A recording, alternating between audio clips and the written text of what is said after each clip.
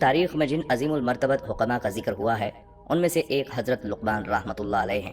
آج کی ویڈیو میں ہم آپ کو حضرت لقمان رحمۃ اللہ علیہ کے بارے میں بتائیں گے۔ آپ کو علم و حکمت کس وجہ سے عطا کی گئی، آپ کی زندگی کے مختلف حکمت بھرے واقعات آپ دوستوں کو سنائیں گے۔ ویڈیو میں آگے بڑھنے سے پہلے آپ سے گزارش ہے کہ ویڈیو کو سکپ نہیں کیجیے گا اور آخر تک ضرور دیکھیے گا۔ ناظرین، حضرت لقمان کے بارے میں آپ صلی اللہ علیہ وآلہ وسلم کی ایک حدیث ہے، میں حق بات کہتا ہوں کہ لقمان پیغمبر نہیں تھے، لیکن ایسے بندے تھے جو بہت زیادہ غور و فکر کرتے تھے۔ وہ یقین و ایمان کے بلند درجے پر فائز تھے، وہ اللہ کو دوست رکھتے تھے اور اللہ بھی انہیں دوست رکھتا تھا، اور اللہ تعالیٰ نے انہیں حکمت جیسی نعمت سے نوازا تھا۔ حضرت لقمان ان افراد میں سے تھے جنہوں نے طویل عمریں پائیں۔ آپ کی عمر کے بارے میں 200 سے 560 اور 1000 سے 3500 سال تک لکھا گیا ہے۔ وہ افریقہ کے دیہات نوبہ کے رہنے والے تھے، اس وجہ سے ان کا رنگ سیاہ اور ہونٹ موٹے موٹے اور پاؤں چوڑے چوڑے تھے۔ وہ ایک عرصہ تک بنی اسرائیل کے ایک دولت مند شخص قین بن حجر کے غلام رہے، لیکن ان کی حکمت کی وجہ سے ان کے ارباب نے آزاد کر دیا تھا۔ مشہور و معروف محدث مسعودی لکھتے ہیں کہ لقمان افریقہ کے ایک گاؤں نوبہ کے رہنے والے تھے۔ ان کے آقا کا نام کین بن حسر تھا۔ حضرت لقمان رحمۃ اللہ علیہ حضرت داؤد علیہ السلام کی حکومت کے 10ویں سال دنیا پر تشریف لائے۔ وہ ایک عبد الصالح تھے، اللہ تعالیٰ نے انہیں حکمت کی نعمت سے نوازا۔ انہوں نے طویل عمر پائی، دنیا کے مختلف حصوں میں زندگی گزاری، ان سے ہمیشہ حکمت و دانائی ظاہر ہوتی، اور وہ حضرت یونس علیہ السلام کے زمانے تک زندہ رہے۔ ناظرین، حکیم لقمان کے حکیمانہ اقوال قرآن کریم میں نقل کیے گئے ہیں تاکہ قیامت تک آنے والے انسان ان سے فائدہ اٹھا کر اپنی زندگی خوب سے خوب تر بنائیں۔ حکیم لقمان رحمۃ اللہ علیہ کا نام تو بچپن سے ہی آپ سنتے چلے آ رہے ہیں، کیونکہ اللہ تعالیٰ نے ان کے نام سے قرآن کریم میں ایک سورت نازل فرمائی ہے جس کی قیامت تک تلاوت ہوتی رہے گی انشاءاللہ۔ لیکن بہت کم لوگ اس بات سے واقف ہیں کہ حضرت حکیم لقمان کون تھے۔ اللہ تعالیٰ نے ان کے نسب، خاندان اور زمانے کے بارے میں تو اپنے کلام میں کوئی ذکر نہیں کیا، لیکن ان کے حکیمانہ اقوال کا ذکر فرمایا ہے۔ تاہم قدیم تاریخ اس بات کی گواہی دیتی ہے کہ ان کا نام سرزمین عرب پر موجود تھا، البتہ ان کی شخصیت اور نسب کے بارے میں اختلاف پایا جاتا ہے۔ ایک روایت کے مطابق وہ حضرت ایوب علیہ السلام کے بھانجے یا خالہ زاد بھائی تھے، جبکہ دوسری روایت سے حضرت داؤد علیہ السلام کا ہم اثر ہونا معلوم ہوتا ہے۔ اکثر مورخین کی رائے ہے کہ حکیم لقمان رحمۃ اللہ علیہ افریقی نسل تھے اور عرب میں ان کی آمد بحیثیت غلام ہوئی تھی۔ جمہور علماء کا اتفاق ہے کہ حکیم لقمان نبی نہیں تھے اور نہ ان پر وحی نازل ہوئی، کیونکہ قرآن و حدیث میں کسی بھی جگہ کوئی ایسا اشارہ موجود نہیں ہے جو حکیم لقمان کے نبی یا رسول ہونے پر دلالت کرتا ہے۔ غرض یہ کہ اللہ تعالیٰ نے حکیم لقمان کو نبوت عطا نہیں کی، مگر حکمت و دانائی سے وافر حصہ دیا۔ روایات میں آتا ہے کہ آپ صورت و شکل کے اعتبار سے اچھے نہیں تھے، جیسے کہ مشہور تابعی حضرت سعید بن مسیب رحمۃ اللہ علیہ نے ایک حبشی سے کہا تھا کہ تو اس بات سے دلگیر نہ ہو کہ تو کالا حبشی ہے، اس لیے کہ حبشیوں میں 3 آدمی دنیا کے بہترین انسان ہوئے ہیں، حضرت بلال حبشی رضی اللہ تعالیٰ عنہ، حضرت عمر فاروق رضی اللہ تعالیٰ عنہ کا غلام، اور حکیم لقمان رحمۃ اللہ علیہ۔ اس روایت سے معلوم ہوتا ہے کہ آپ کا تعلق حبشی نسل سے تھا۔ حکیم لقمان کے حالات زندگی اور زمانہ اختلاف کے باوجود پوری دنیا ان کو ایک مشہور شخصیت تسلیم کرتی ہے۔ جاہلیت کے متعدد شعراء نے بھی ان کا تذکرہ کیا ہے، البتہ ان کی حکمت و دانائی کی سب سے بڑی دلیل یہ ہے کہ اللہ تعالیٰ نے سورہ لقمان میں حضرت حکیم لقمان رحمۃ اللہ علیہ کی ان قیمتی نصیحتوں کا ذکر فرمایا ہے جو انہوں نے اپنے بیٹے کو مخاطب کر کے بیان فرمائی تھیں۔ یہ حکیمانہ اقوال اللہ تعالیٰ نے قرآن مجید میں نقل کیے ہیں تاکہ قیامت تک آنے والے انسان ان سے فائدہ اٹھا کر اپنی زندگی کو خوب سے خوب تر بنا سکیں اور ایک اچھا معاشرہ وجود میں آ سکے۔ ناظرین، ایک حدیث میں آیا ہے کہ حضرت لقمان نے اپنے بیٹے سے فرمایا، اے میرے بیٹے، میں نے 400 پیغمبروں کی خدمت کی ہے، میں نے ان کے کلام سے 4 باتیں اخذ کی ہیں۔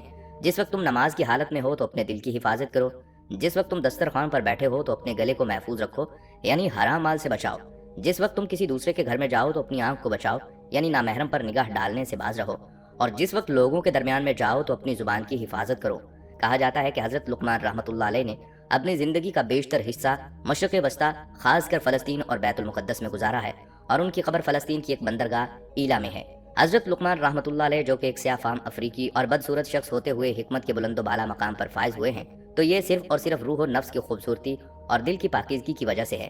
اسی بنا پر روایت میں آیا ہے کہ کسی شخص نے حضرت لقمان سے پوچھا کہ تم ہمارے ساتھ بھیڑ بکریاں نہیں چراتے تھے؟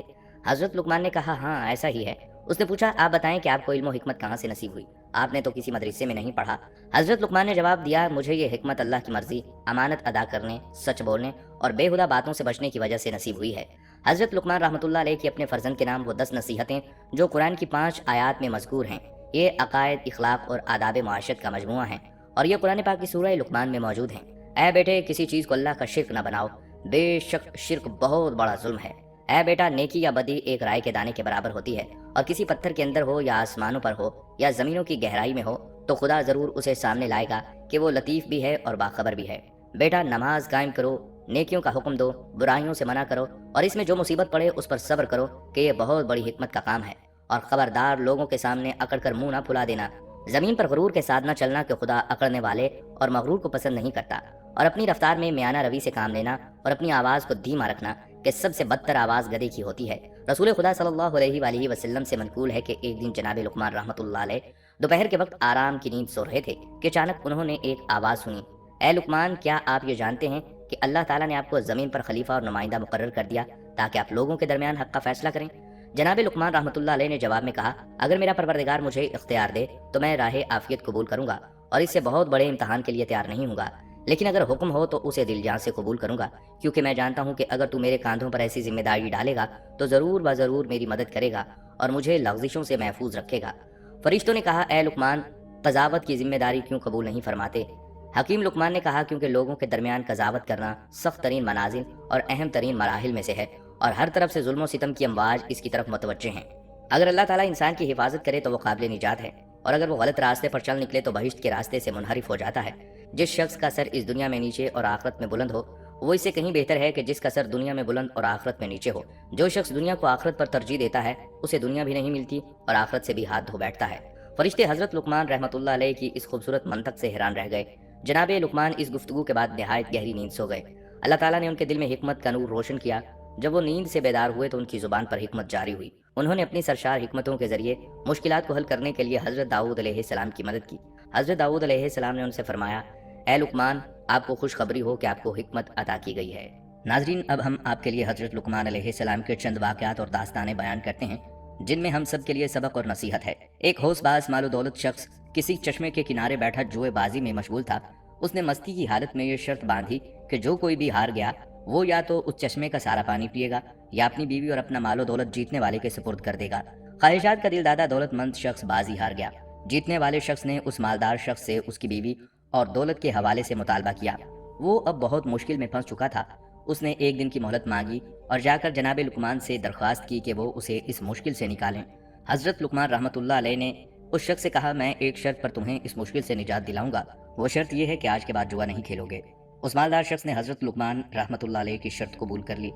जनाब लुकमान रहमतुल्लाह अलैह ने उसे कहा, जिस वक्त वो जीतने वाला शख्स तुम्हारे पास आकर चश्मे का सारा पानी पीने या सारी दौलत और बीवी के हवाले करने का मुतालबा करे तो उसे यूं कहो, अगर तुम्हारी मुराद वो पानी है जो कल इस नदी में था तो उसे ले आओ ताकि मैं पीऊँ, और अगर मुराद वो पानी है जो इस वक्त मौजूद है तो तुम चश्मे का मुंह बंद कर दो ताकि बचने वाला पानी पी सकूं, और अगर तुम्हारी मुराद वो पानी है जो आइंदा इस नदी में जारी होगा तो आइंदा अभी तक आया नहीं, लिहाजा सब्र से काम लो। उस दौलतमंद शख्स ने जुआ जीतने वाले शख्स के सामने यही मुतालबात रखे तो उसके पास कोई इशारा न रहा और उसका मुंह बंद हो गया। यही वो मकाम है जब हज़रत लुकमान रहमतुल्लाह अलैह की हिकमत आश्कार हुई और लोगों ने उन्हें पहचाना। तारीखी रवायात के मुताबिक वो दौलतमंद शख्स हज़रत लुकमान अलैहिस्सलाम का आका कीन था जिसने 3 मस्काल सोने के इव्ज़ में हज़रत लुकमान को खरीदा था। उसने इस वाक़े के बाद जनाब लुकमान को आज़ाद कर दिया था। एक दिन हज़रत लुकमान रहमतुल्लाह अलैह के अरबाब ने उनसे कहा, एक भेड़ ज़िबह करो और उसके तमाम आज़ा में से 2 बेहतरीन आज़ा मेरे लिए पका कर लाओ। हज़रत लुकमान ने भेड़ ज़िबह किया, उसकी ज़ुबान और उसका दिल निकाला, उन्हें पकाकर अपने अरबाब के सामने ला रखा। अगले दिन फिर अरबाब ने कहा कि भेड़ के आज़ा में से 2 बदतरीन आज़ा पका कर ले आओ। हज़रत लुकमान ने फिर ज़ुबान और दिल पकाकर अरबाब की खिदमत में हाजिर कर दिया। अरबाब ने पूछा, मैंने तुम्हें कहा था कि 2 बेहतरीन आज़ा पका कर लाओ तो तुम ज़ुबान और दिल पका कर लाए, फिर मैंने तुमसे बदतरीन आज़ा का मुतालबा किया तो तुम फिर दिल और ज़ुबान ले आए हो, इसकी क्या वजह है? जनाब लुकमान रहमतुल्लाह अलैह ने कहा, अगर ये दोनों उज़्व पाक हैं तो बेहतरीन हैं और अगर यही पलीद हैं तो बदतरीन हैं।